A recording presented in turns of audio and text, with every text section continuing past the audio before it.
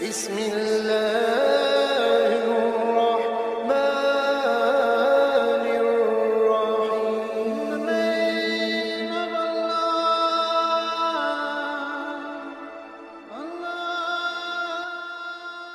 بسم اللہ الرحمن الرحیم۔ شروع اللہ کے نام سے جو بڑا مہربان اور نہایت رحم والا ہے۔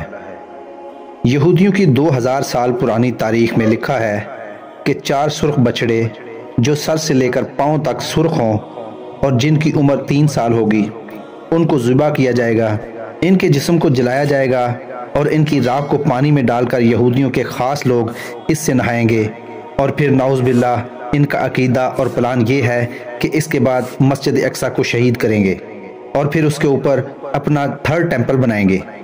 دوستو، کیا ایک لال گائے اچھائی اور برائی کے درمیان آخری جنگ کو چھیڑ سکتی ہے؟ کیا قیامت سے پہلے لڑی جانے والی آخری جنگ شروع ہونے والی ہے؟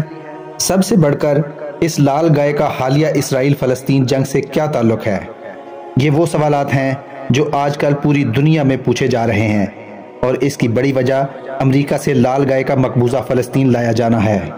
یہ سب سمجھنے کے لیے 2000 سال پیچھے جانا ہوگا، جب قدیم رومیوں نے ہیکل دوم تباہ کیا۔ شدت پسند یہودی گروہوں کا کہنا ہے کہ ہیکل کی دوبارہ تعمیر کے لیے ایسی گائے کی قربانی دینا ہوگی جو سر سے پاؤں تک مکمل لال ہو، کنواری ہو اور اس میں کوئی نقص نہ ہو، اور اس کے بعد ہی ہیکل دوبارہ تعمیر ہو سکتا ہے۔ یہ سب سننے میں کوئی دیو ملائی داستان لگتی ہے، لیکن شدت پسند اسرائیلی گروہ ٹیمپل انسٹیٹیوٹ پہلے ہی $5 لاکھ کی ریڈ اینگلز ہائی فیس گائے امریکہ سے درآمد کر چکا ہے۔ ان گائے کو 2022 سے مقبوضہ مغربی کنارے کے شہر کبس میں پالا جا رہا ہے، اور کچھ رپورٹس کے مطابق اگلے چند ہفتوں یا اسی ماہ اپریل میں ہی قربانی کی جائے گی۔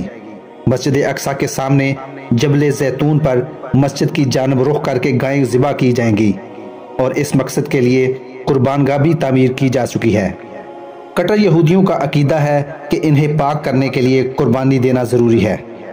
کچھ یہودیوں اور عیسائیوں کو یقین ہے کہ ہیکل کی تعمیر کے بعد مسیحا کی واپسی ہوگی اور قیامت سے پہلے اچھائی اور برائی کے درمیان آخری جنگ چھڑ جائے گی۔ گائے کی قربانی سے بھلے ہی صہیونی گروہ فوری طور پر مسجد اقصی شہید کر کے ہیکل تعمیر نہ کر سکیں، لیکن اس سے کٹر یہودی گروپس کو مسجد اقصی پر مکمل قبضہ کرنے کا لائسنس ضرور مل جائے گا۔ مسلمانوں کو اب بھی مسجد اقصی میں جانے اور وہاں عبادت کرنے میں شدید مشکلات کا سامنا ہے۔ اللہ تعالیٰ فلسطینیوں اور پوری دنیا کے مسلمانوں کو اپنے حفظ و امان میں رکھے، آمین۔ دوستو، ویڈیو اچھی لگی ہو تو چینل کو سبسکرائب کریں اور دوستوں کے ساتھ بھی ویڈیو شیئر کریں۔